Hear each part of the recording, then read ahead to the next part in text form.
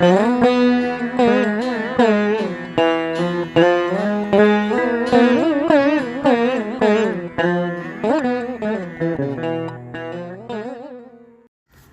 ஸ்ரீ கால பைரவரே போற்றி போற்றி. காலத்தின் மூலம் எந்த ஒரு பணிகளும் நிறைவடைவதில்லை. மாறாக பணிகளே காலத்தை உருவாக்குகின்றன.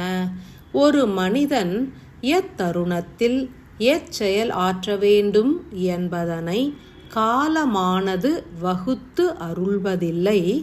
மாறாக தனது செயல்பாட்டின் மூலம் ஒவ்வொரு செயல்களுக்குமான உகந்த காலத்தை மனிதர்களே உருவாக்குகின்றனர்.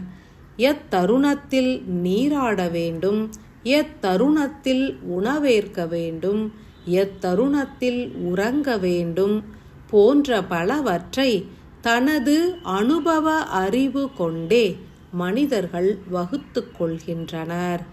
பல பிறவிகளை ஏற்றாலும் அனுபவ அறிவு என்பது தொடர்ந்து கொண்டே இருக்கும். மானுட வாழ்க்கை நெறிகளை ஆன்மாவினில் ஒளி ரூபமாகவே பதிந்திடும் மனிதர்கள் அதன் தன்மை உணர்ந்தே இயங்குகின்றனர். காலத்தின் தன்மையினை இயக்கத்தோடு பொருத்திய அனுபவ ஆற்றல் மிக்க ஓர் சிவத்துளியினை அனைவரும் அன்போடு அழைக்க வேண்டும். ஏனெனில் உள் நின்று கரையும் ஒவ்வொரு சிவத்துளியும் எச்செயலை எத்தருணத்தில் ஆற்றிடல் வேண்டும் என்பதனை அனுபவ சக்தியாக வெளிப்படுத்தி இயக்கத்தினையும் சீரடையச் செய்திடும்.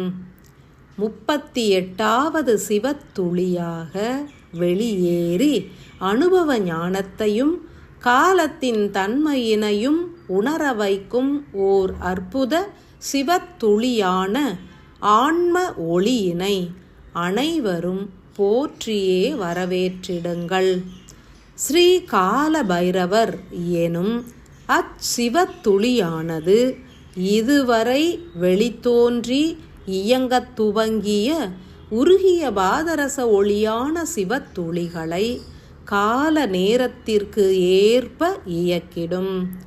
ஆம், கால பைரவராகிய யாமே ஒவ்வொருவரது ஆன்மாவிலும் ஓர் விடுபட்ட ஆன்ம துகளாகவும் சிவ ஒளியாகவும் வீற்றுள்ளோம்.